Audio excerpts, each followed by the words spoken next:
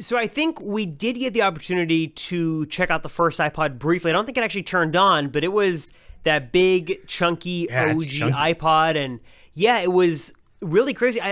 So I was 2001, so I was like 6 or 7 at the time. So I don't think I was quite at the iPod target customer base just yet. But it's cool to go back Yeah, and me see either. it sort of after the fact and see, and the crazy thing too is FireWire, which I didn't realize how much Apple was pushing FireWire and how big they were sort of leading the charge on FireWire with their devices. And most people, I feel like these days, don't even remember what FireWire was. That was like it was kind of like the Thunderbolt of its time. It was Yeah, the exactly. faster connection. You could even do live video. Think of like a webcam or something, or like these days there's capture cards. With FireWire, you could actually send video through that cable, like from like a camera, for example, and sort of use it as like a webcam. That was unheard of, in the early to mid 2000s. So FireWire was like this faster protocol, and Macs had FireWire ports. Even computers had FireWire ports too, or some PCs.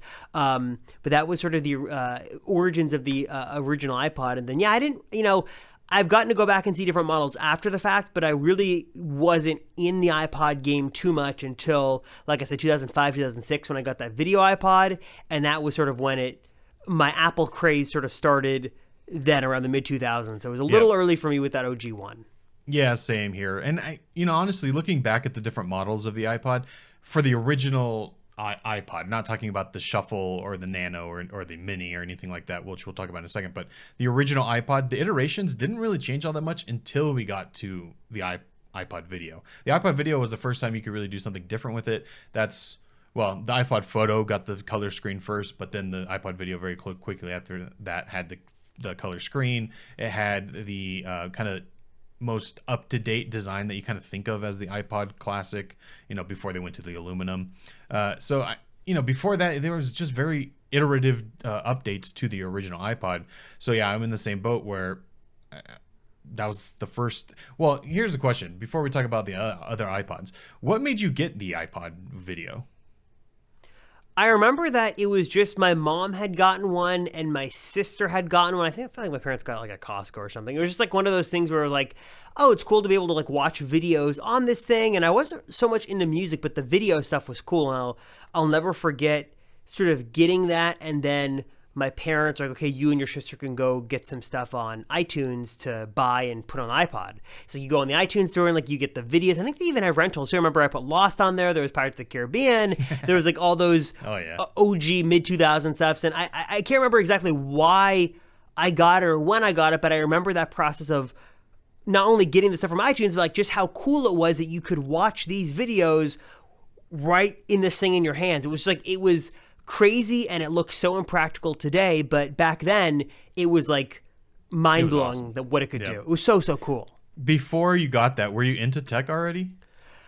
I was into tech, but I was on the PC side. So we had a Windows XP machine. I remember I was into making like home movies with my FireWire mini DV camera and Windows Movie Maker, and like that was like the thing for me. And then it was the iPod in 2005. And then I'll never forget in 2006, my fifth grade teacher, she had one of those white plastic MacBooks. And We have, I like, the remember exact she same. would. It's so weird how our stories It's are exactly crazy. the same. And I'll never forget, it was Photo Booth. It was Comic Life was the Photo coolest Booth, thing yeah. ever. I remember for a couple of projects in class, she would take pictures and like she'd like do like a little comics in Comic Life. And for those who don't know, Comic Life was this really cool app that used to come with a Mac, which is weird because it wasn't built by Apple. It was a third party, but it was like you could make comics like a comic book on the Mac with the software. And I just remember thinking that was the coolest thing I'd ever seen. iMovie HD was like the coolest thing ever. Like that to me, it was the iPod and then it was the Mac and then it was all over from there. But that was like the coolest thing ever. And then for me, it was, I got in 2007 that black plastic MacBook. Yep. And then it was like really then that I started to really learn more about sort of the internet and like, oh, you could like do online video streaming and like there's like YouTube. And that's when I found, John and Chris Perillo and all those like OG tech people. Remember, Yep. the first video of John I found was 2007. I wanted to know, how do you connect an external monitor to your Mac? Because the idea of dragging a window from one little screen to a big screen totally blew my mind. He had done a video around then, which was like, here's how to connect like a dual monitor to your Mac.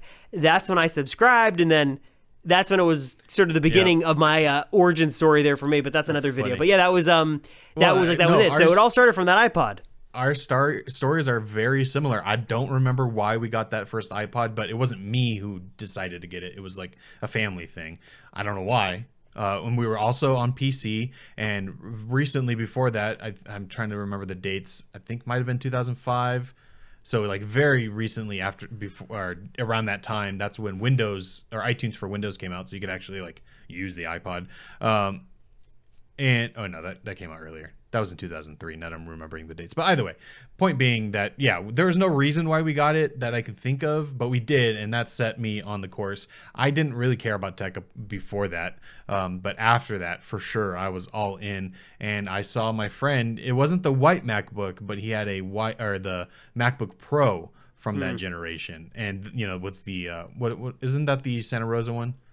Yeah, the Santa Rosa with like that aluminum keyboard, that disk drive on the side. Oh, I mean, it was mind blown for me because I had only known PCs, and it's so different, so much more interesting, and I was hooked at that point. Like I was like, I need a MacBook, and I didn't need the MacBook Pro, but I wanted the black MacBook, same one we got the exact same computer. And I remember this was back in the day when Apple stores weren't the only place. So we would go to like CompUSA, and I would go there all the time because it was one of the only other places that sold Apple computers. And I would go there. That's back. I think they still sold Hackintoshes back then. Maybe. I can't remember. I remember seeing a Hackintosh at CompUSA at one point. But yeah, I would go to CompUSA, look at the Macs all the time, open up Photo Booth, open up Comic Life, all these things. It was just so different. Like, it's crazy. At the time, it was so different compared to XP.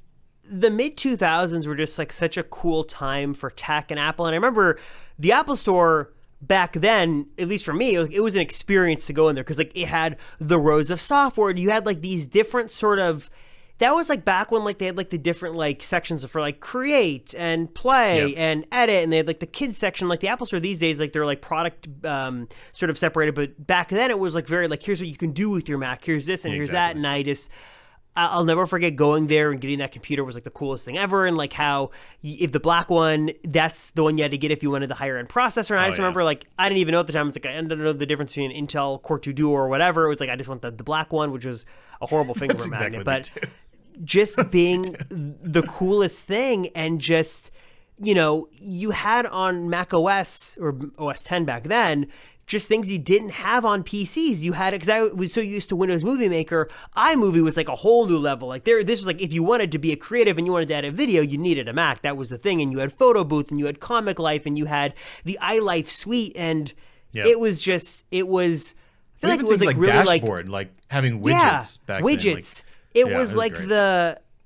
You had the Windows, which was like the slow sort of corporate, like school, like this was like your beige box with your operating system. The Mac was, this is creative. This is your, portal to new things. And I just remember being so enamored with this thing and just the build of it and what it could do, and the built-in webcam. It was the coolest thing ever. Then it was, it was all over from there. But I feel like it was like this like second, because we always think of like the computer and the tech revolution like in the 80s and like the 90s, but I feel like the mid-2000s, like that was really like when it was a big deal. Windows and Microsoft and Apple and Mac OS 10, like it really, they went on two different roads, and that was really when the whole campaign was, if you're creative and you want to do videos, you have to have a Mac, which I don't think is necessarily the case today, but definitely was, 15, 16 years ago? That's what it was.